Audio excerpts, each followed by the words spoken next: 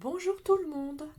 Dans cette vidéo, je vais te rappeler les notions essentielles qu'il te faudra connaître pour décrire la constitution d'un atome. L'atome est constitué d'un noyau central fixe autour duquel vont graviter des électrons tous identiques et tournant très vite autour du noyau. Le noyau, lui, est constitué de deux sortes de particules, les protons et les neutrons. L'ensemble des protons et des neutrons est aussi appelé nucléon. Les protons sont des particules chargées positivement. Les électrons, quant à eux, sont des particules chargées négativement. Pour finir, un point très important, l'atome est électriquement neutre, c'est-à-dire qu'il contient autant de charges positives que de charges négatives. Autrement dit, il contient autant de protons que d'électrons. Je te rappelle également la notation symbolique du noyau d'un atome. X étant le symbole de l'atome, A, Z sont eux des nombres. Ils permettent de décrire précisément la constitution d'un atome.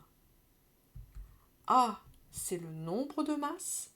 Il représente le nombre de nucléons, c'est-à-dire les protons plus les neutrons. Z est ce qu'on appelle le numéro atomique. Il représente le nombre de protons. Si on résume, si on te demande le nombre de protons, c'est Z. Si on te demande le nombre de neutrons, tu feras l'opération suivante, A moins Z.